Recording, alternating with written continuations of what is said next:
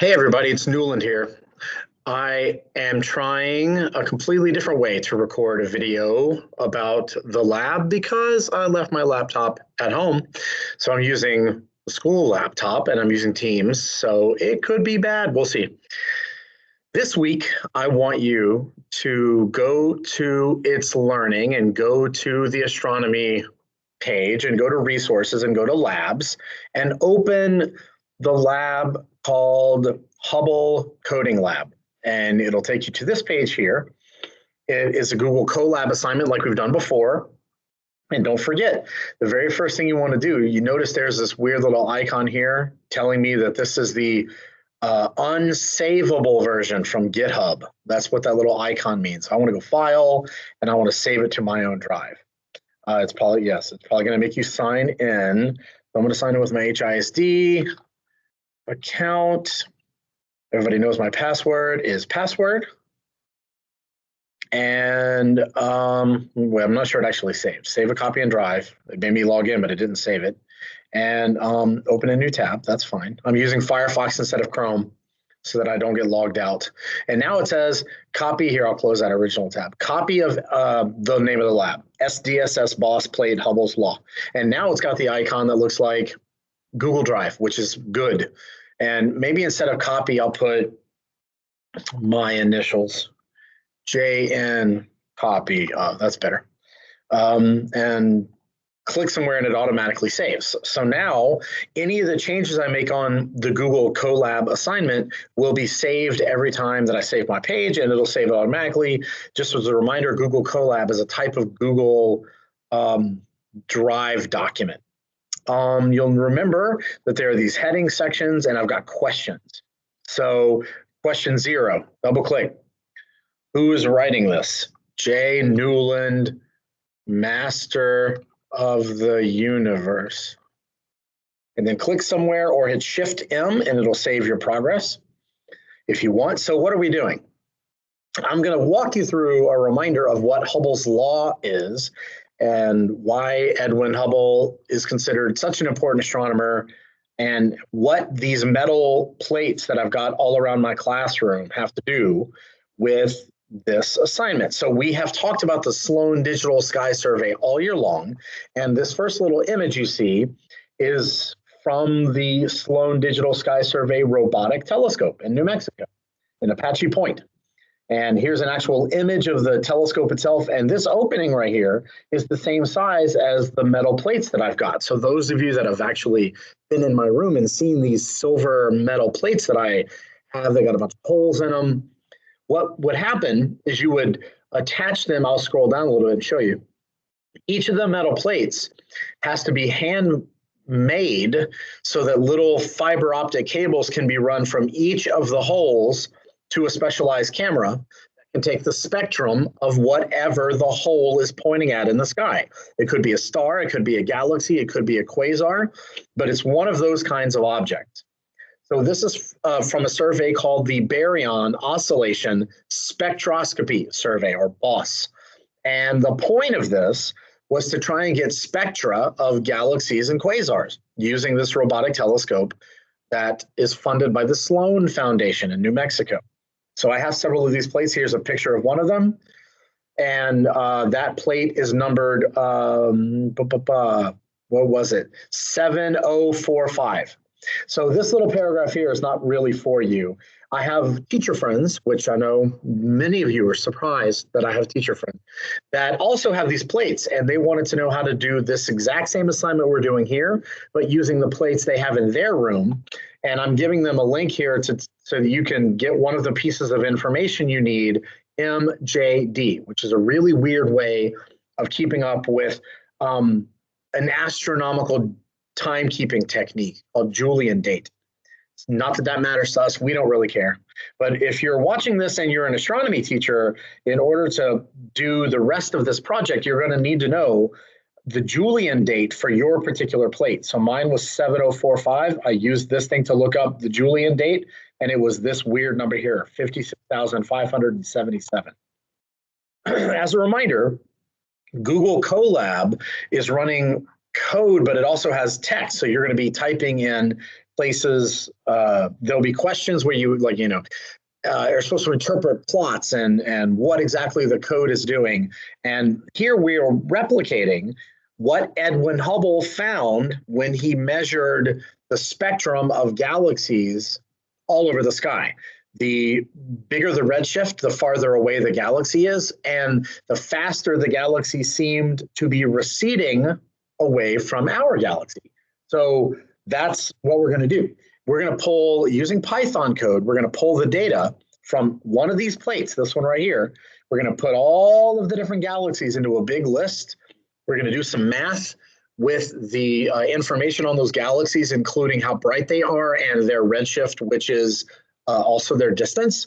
And then we're going to interpret some of the plots. Most of the code at the beginning here is just for you to run. You don't have to change anything, but you do have to remember every one of these blocks where there's a little square bracket, you have to hit the play button so that it runs the code.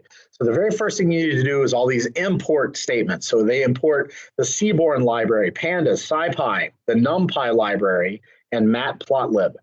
So this first chunk is just kind of setting things up. Then we need to install a professional, like actual astronomical library called AstroQuery, so that we can take the data from our plate and pull it down from the server and put it into our program. So you got to let that run. And then once it's ready, you do the next block. I think it's done. I think it is. Well, when I hit play, if it's not ready, it'll tell me. So now I'm now that I've imported all the libraries, I'm setting up my program to be able to access the Sloan data from the internet. So to go out on the internet and pull it up. So here's where you would put, if you had a different plate and it was used on a different day, you'd put in the pieces of information for your plate and your date. So I'm going to run that so it's ready. And you can tell they've been run because there's a number in the square brackets.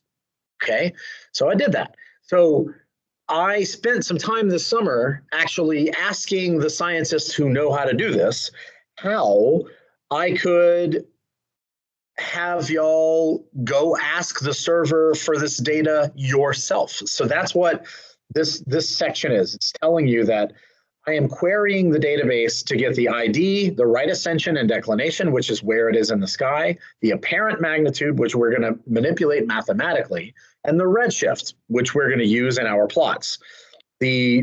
Maybe I didn't need the object ID, but at least, now I've got it. And then I have a chunk here where I'm showing you how, if you really care about the SQL or SQL, the structured query language, if you're that kind of computer nerd, there it is. If you wanted to try messing around with it and changing it up, it's up to you. So there are some limitations on AstroQuery. You can only get 1,000 objects at a time.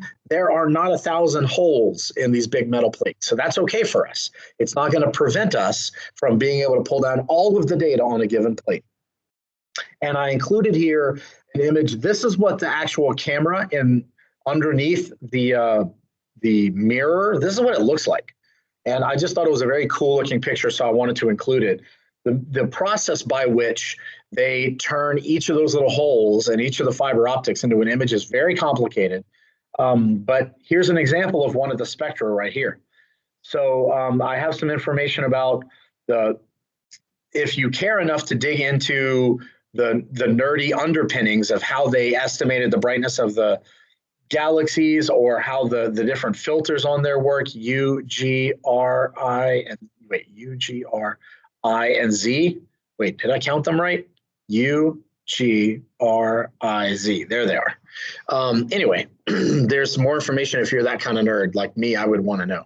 And this is an example of one of the spectra that the Sloan Digital Sky Survey has for each of these galaxies. Again, they are replicating, using computers, of course, and robots, what Edwin Hubble did in the 1920s. So this BOSS data from the 20th century, into the 20th century and the start of the 21st, even still ongoing, that is replicating what Edwin Hubble would have been doing with glass plates back in the 1920s.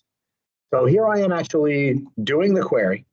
So let that run for a minute. This one line goes out and asks the Sloan servers, bring me all of the objects on this particular plate that give me their IDs, their right ascension, their declination, the magnitude, which I'm calling app-mag for apparent magnitude, the redshift, and I'm only getting this for galaxies, okay? You don't really need to know too much about what these two lines are doing, because all you need to know is that when you run it, the variable right here called result, it has all of the galaxies in a big long list.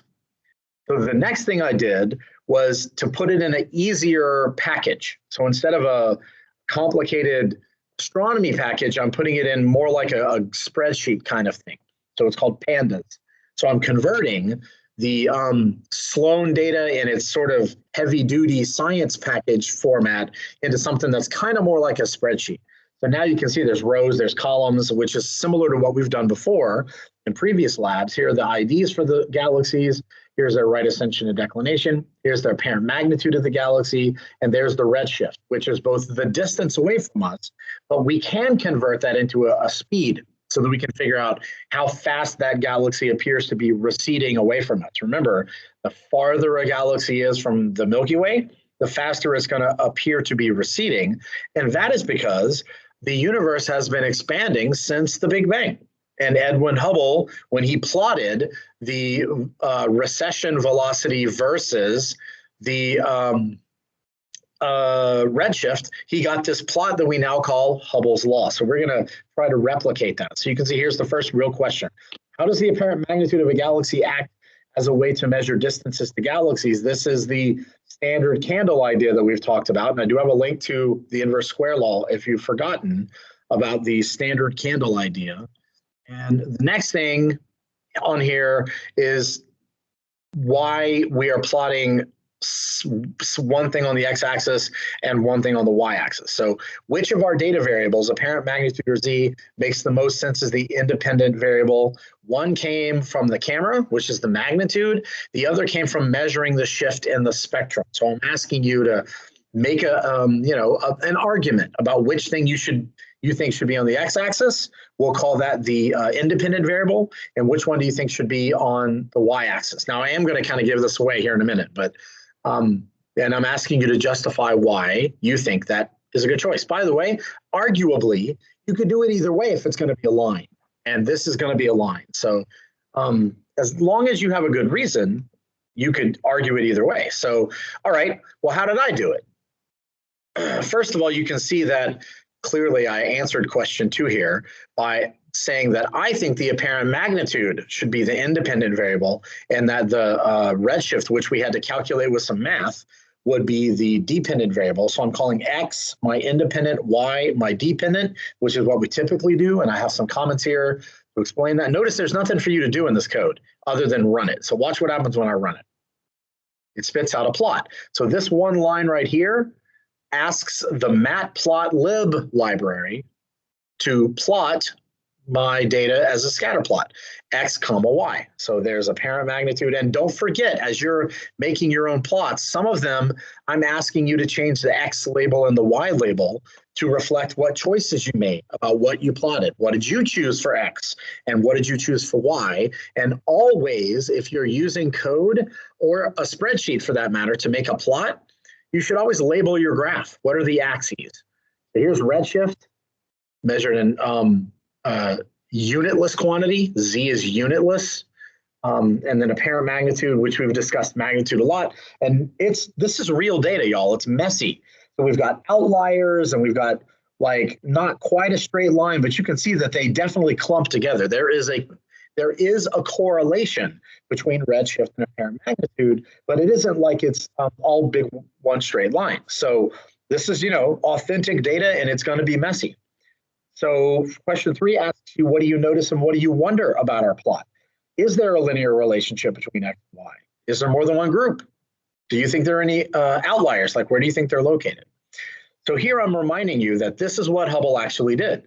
Here's a 1920. This is, by the way, an image from the OpenStax book. Here's Hubble's data from 1929 with one of the first correlations of recession velocity versus distance. And there's an updated version from 1931 with even farther away galaxies from an astronomer named Humason that I think that's how you say the name, who helped Hubble even add more data. So by the time we got to 1931, it was pretty clear that we had proven that there was a Big Bang, and the farther away a galaxy is, the longer the universe has had to speed it up, okay? So hopefully, based on all the things I'm saying, you're able to use your own words to explain what you think redshift means for a galaxy. There's a link, by the way, to the stuff from the textbook if you've forgotten. So I'm reminding you that this is what is known as Hubble's law. The farther away a galaxy is, the faster it's going to appear to be receding away from us. So Z can be directly converted into velocity. And if we know the absolute magnitude, we can convert that into a distance, okay? So we're going to estimate here. We're going to do some estimates. All right, so with all of that stuff in mind, how do we replicate with just the data we have on these big metal plates, how do we replicate what Edwin Hubble actually did? So the first thing I'm going to do here is let a statistics algorithm do all of the work for me, but I'm going to do something called a linear regression. So here's our Y data, sorry, our X data is the apparent magnitude, which is the brightness, and the Y data is the redshift. Now look, the assumption I am making here, as you're looking at these questions and thinking about how to answer this, the assumption we're making is that all of these galaxies are about the same absolute brightness, meaning their apparent magnitude then becomes a way to measure distance. And that is definitely a big assumption, and it's not really accurate. So one of the dangers of what we're doing here is we're kind of assuming that all the galaxies are about the same absolute magnitude, when we know that for galaxies, that's not a great assumption. They are not all, they're close in apparent absolute magnitude, but they're not exactly the same. So the idea that how dim one of our galaxies is directly related to its distance, there are some confounding factors there. Okay, so I'm going to run this code. And it spit out the same plot with the different clumps, but now it tried to fit a line of best fit through there. And I think I labeled this right, Z on this axis and apparent magnitude. I probably should have gone ahead and changed the titles like I did in the other ones, but it's too late now. I'm not changing that. So here's the same plot we had, but now I've added this line of best fit. And I hope you can tell that there's like a light blue kind of graph overlaying the blue line. That shows you the uncertainty. So the closer that light blue is to the dark blue, the less the uncertainty is. So you can tell that the algorithm is like, it looks really close to a line right here, but as you get farther away, it gets a little bit less obvious. So that's what the fuzziness means. So what do you notice and what do you wonder about our new plot? There's our linear relationship. Do you think that we've proven that it's linear, or is it somehow less linear? And especially in the context of some of the outliers, like what influence do they have on how the algorithm drew this line? If we had the outliers removed, would it go up? Would it go down? Would it stay the same? And we are going to do that in a little while. Okay. And by the way, I just gave away what the significance of the lighter colored area is. That's okay. So what we're going to do is, if these galaxies on the plate really are all about the same absolute magnitude, then their apparent magnitude can be converted into a distance using 1 over r squared, which is what I'm doing here. So this equation, flux equals 2.5 to the negative m. This is a way to convert our apparent magnitude into a total amount of light, so luminosity, and then we're doing 1 over r squared to turn it into a distance.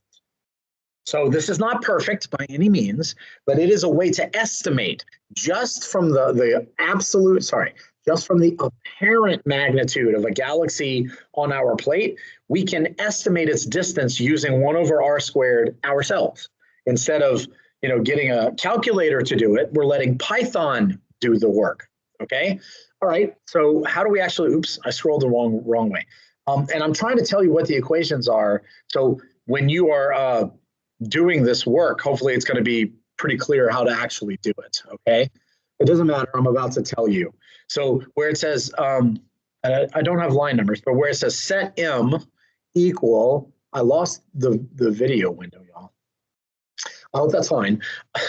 Where it says set m equal to the apparent magnitude, we called that our spreadsheet-like file was called data. And if you say square brackets, now we can refer to any of the columns in our Pandas spreadsheet data file thing. So here we want our apparent magnitude. So if I say quote and then type app mag, notice how it wanted to complete it for me. So what that's doing is taking all of the apparent magnitudes from every galaxy on the entire plate that was in the database, and I'm putting it into a new name, M, that I'm basically, I meant magnitude. And then we're going to do math with that magnitude. So Python does exponents in a weird way, but the equation is 2.5 to the negative m. So the to the button is asterisk, asterisk. If you've ever used the calculator, a TI calculator, and you're used to the caret, the shift 6 being the raise something to a power, in Python, if you want to raise something to a power, you use 2 stars. So 2.5 star star negative m is this equation right here in Python. So I'm taking 2.5 and raising it to the negative m power. Let me hit run and see if I messed this up. I don't think I did.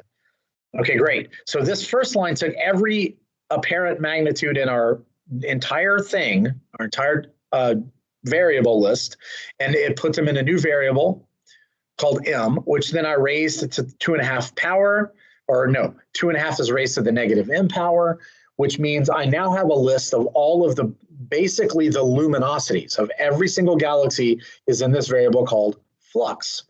Okay, so how do we do here's the 1 over r squared. If you've ever wondered, like, what does that actually mean? It literally means 1 divided by the square root of the brightness, np.sqrt. That's how you take the square root of the brightness. So I do that for flux. I think I called it flux. Yeah. So let me say that again. By 1 over the square root of flux, that's literally the distance. So just to scroll up here, if flux is proportional to 1 over distance squared, then distance is proportional to 1 over the square root of flux. So we're literally using 1 over r squared. Let me hit run so before I forget. So again, this line, I put all the brightnesses, all the apparent magnitudes into a list. Then I took all the apparent magnitudes and converted them into a flux, which is also luminosity. Then I did 1 over the square root of the luminosity, which is the relative distance. So now I've got the relative distances of all the galaxies right there. And it's not like in kilometers or anything, but the farther away a galaxy is, the bigger this number is going to be. The closer a galaxy is, the smaller the number is going to be. So it's a relative distance, but it's still, when I plot them all together, we'll be able to see which ones are farther away and which ones are closer. So now we need to know one of the things that helps when you've got a big, weird data set like this is to normalize. And what we're going to do is we're going to ask this list of distances, this rel dist, we're going to ask, could you just tell us which one is the furthest away? Or I guess farthest. And to do that, you say rel underscore dist dot max, like that. So that line says, hey, list of relative distances, what's the biggest one? Let's put that in a variable. And then what I'm going to do is I'm going to take the list of relative distances, there we go, and I'm going to divide by farthest. So the point there is what now, the farthest one would be marked 1, and the closer they get, the number gets to be less than 1 and less than smaller and smaller value. So what we've done is we've taken all of the relative distances of every galaxy and we've divided them all by the one that's farthest away, so we can say what relative distance are you based on how far away we are. This is a very common technique, especially in astronomy. So let me run my code and make sure I didn't mess it up. Hang on, farthest equals the list of relative distances dot max, and then I divided that into the relative distances, and I use that same variable name. So I've changed my relative distances to be now normalized. Cool. Okay, now what I'm going to do is add that into our database, or into our spreadsheet, the Pandas spreadsheet there. That's what this line does. Again, you don't have to type anything there. Okay, now what I'm asking you to do is plot it exactly the same way we did before. We're going to do the same thing where we make the x variable our apparent magnitude, and we're going to make the y variable data bracket quote z. So that's all the same. And then we're going to, oops, and then we're going to plt.scatter. So that's how we do a scatter plot. And then let's not leave this, let's not mess this up. Let's make our X label, yeah, there we go. Let's call this our X label as apparent magnitude. Oh wait, not apparent magnitude, y'all. I'm so sorry. The whole point of this was to do relative distance, right? I should have made notes.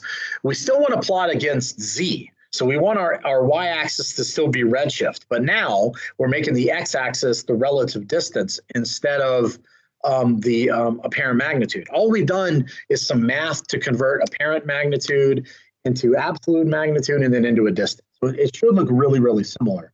But so instead of the x label should now be relative distance. I can spell. It's fun to type live. And then this is still redshift. So we didn't change what's on the y-axis, but we did change what's on the x-axis, okay? And where it says show here, you say plt.show, like that. So let's check. We made our x-axis the relative distance. We made our y-axis the redshift. We didn't change it. We did a scatter plot exactly the same way as we did above. You can just scroll up there and copy that code. We made the x label the relative distance. We made the y label the redshift so that it hasn't changed. And then we plotted it. Let me hit play and see if I messed it up. Good. So look, here's the one with apparent magnitude. Here's the one that's been normalized. So now you can look at the x-axis is now from 0 to 1. So if you're at 1, that's the farthest away galaxy. If you're at this number here, which is like 0.0 something, that's the nearest galaxy. Okay, so redshift is now a way to think about how fast it's receding away from us, and the relative distance is exactly what it sounds like. So this is literally Hubble's law, but we definitely have some outliers in here that don't make any sense. And statistically, there are several arguments you can make. Like, is the data right? Did the flux measurement get messed up? Is it maybe not a galaxy? And the answer is it could be either of those or something else. So some of these are like 100% they're galaxies. The vast majority, 99% of them, are galaxies and they're doing what they're supposed to. But this one and these three and this guy, I don't know. We're gonna let some statistics do some heavy lifting for us here in a minute and see if maybe they can't clarify things. So let me see. We want to do a linear regression exactly as we did before, so I'm not going to mess it up this time. The x-axis is data, square bracket, quote, rel dist, right? And then the y is still redshift, so that did not change. Data, bracket, quote, z.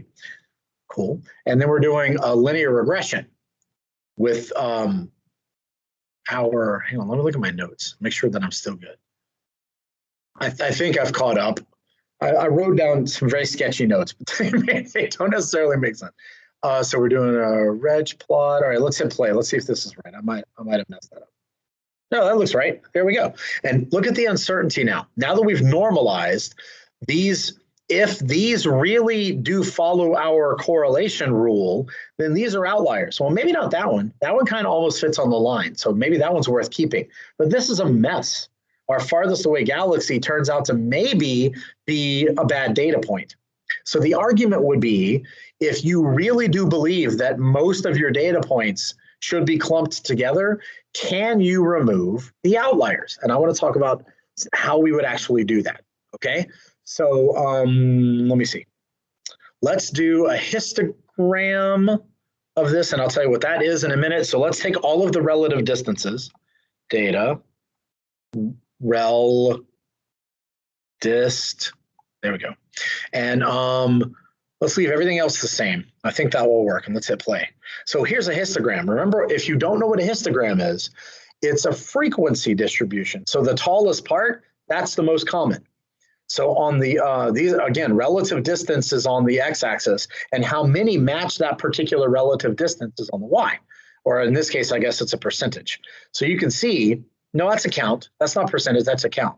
So there's like 100-ish that are at this particular distance, and a little bit fewer there, a little bit fewer. You can see it doesn't look like the sort of bell curve that you would expect. So it looks like it's quote unquote biased, or it may be that there's more than one distribution of galaxies. Like this kind of looks like a bell curve here, but maybe not this stuff here. So that's interesting. So that's what this question is asking you. What does the histogram say about the variation? It almost looks like there's two populations, one there and one there, but I'm not sure about that. And the question, are most galaxies close or are they far? So when we counted these, remember, the taller it is, the more there are. So it kind of looks like most of them are kind of in the, far away, and there are some that are close, but it's, doesn't follow that same pattern. A lot of them are at 0.03, something like that, which in terms of relative distances, it's about, a third of the way to the farthest one. So if you want to think about it that way. And so I'm asking you, what does the skew direction say about our population of galaxies? Okay, and you can make your own kind of guess. Okay, so I want to show you something kind of cool here. We can remove the outliers. So this one line right here, and what it's doing doesn't matter too much, but if you've had AP stats, you'll notice that I'm using the z-score. Everything less than a standard deviation of 3, I'm keeping. If it's more than 3 standard deviations away, I'm throwing it away. And I called that new data. So now we're going to plot new data, square bracket, rel distance. And by the way, if all you're doing is watching this, rel dist, and then replicating it, I'm okay with that. Hopefully you're able to follow what I'm saying though. And then we're going to still stick with not Newland. That is so funny, y'all. I put my own name. Square bracket Z like that. So now this new data rel distance is the same set of data, but I've removed the ones that are outliers. Okay. And I'm going to plot that with a linear regression. And notice that I still think there's two populations. There's a set of galaxies that seem to be this distance, and there's some that really do follow Hubble's law. And I don't know why. I honestly have no idea why.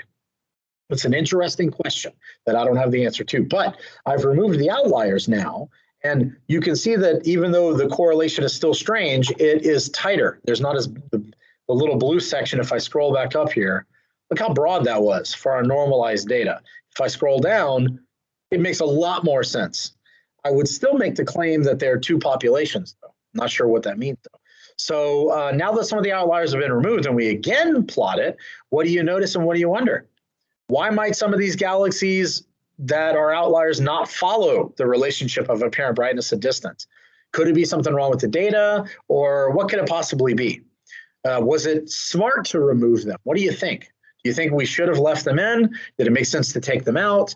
And I'm going to 100% tell you the truth. I asked some scientists who work on this data, and they're like, those are good questions. So, I'm not sure your answer could be wrong. So I did a new histogram, and you can see this looks more, it's still biased there. It still seems to be biased towards the negative end of the graph. But yeah, it looks more like the kind of histogram you would expect. So it's more like what we would expect.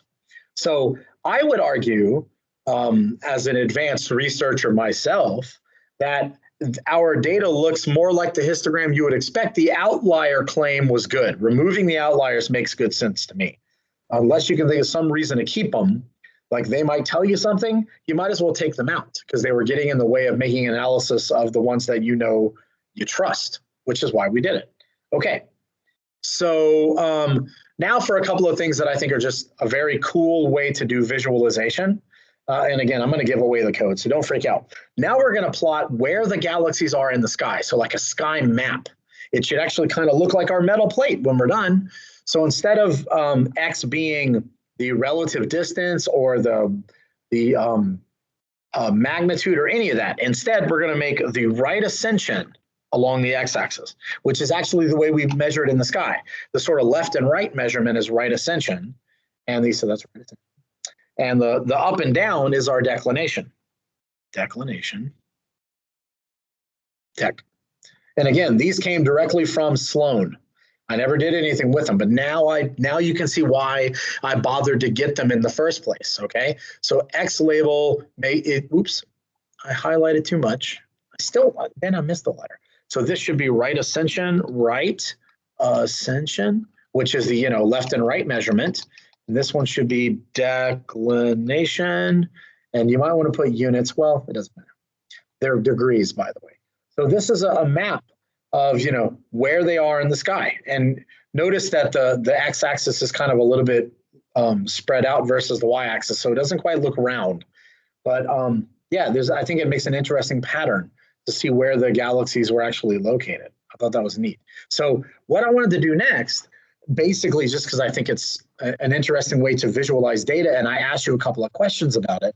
Now we are going to color all of the dots on our right ascension versus declination based on the distance. So now the x and the y values are where they are in the sky, but the color becomes like a z value or like a third axis. So the color changes will tell us distance. So let's do that. I'm calculating. So what I'm doing here is I had to look up how to do this. I asked a data scientist, like, how would I actually do that? And then, so the first thing I needed to do was find the minimum and the maximum. Then I needed to invert them so that the brighter ones are, I want the brighter they are to be closer and the farther they are to be dark. So I had to flip that around. And here I am like figuring out the various numbers. And then we're going to do this thing. So this is a plot. Oh yeah, it's not just the color, it's also the size. So you'll notice here, there's a little legend, that's the word. The dimmer and smaller it is, the closer it is, and the bigger and darker it is, the farther away it is. So I made those choices. We could have made different choices about the size and the color, but now there are actually 3 different axes on this plot. There's right ascension on the x-axis, there's declination on the y-axis, but now there's a third dimension, and that's the color and the size of the dot. So the darker ones are farther away, the lighter ones are closer. And now that I'm doing this, I'm like, maybe I should have flipped it around. But that's the decision I made when I made the lab. So, and again, all you had to do was run it. So what I'm asking you is, using this new sky chart, now do you see any patterns or distributions? Are the near ones or far ones in any particular part of the sky? And I'm going to let y'all sort of think it through. I definitely see a pattern, and I'm not sure what it means. I personally think there may be some galaxy clustering going on. All the far ones may be part of a galaxy cluster, and the near ones may not. And I thought that was an interesting effect. And I don't know, I never double checked, but that's my kind of guess on what the patterning. I feel like there's a galaxy cluster up here, and then look, not so much here. And I could be wrong, but that's kind of my interpretation of question number 9. And this has been a very long process, but I wanted to make sure to go through the entire thing, especially considering we don't have normal class this week. Hopefully you are in a position where you're like, oh, I get it. Now I understand how this works. If not, reach out to me. We can always have a personal conversation, or we can speak over Teams, or we can message each other over a Mind. So your job this week is to figure out how to do the Hubble Sloan lab. And if you sit and watch this whole video, I literally showed you. So you should be good to go. All right, good luck, y'all.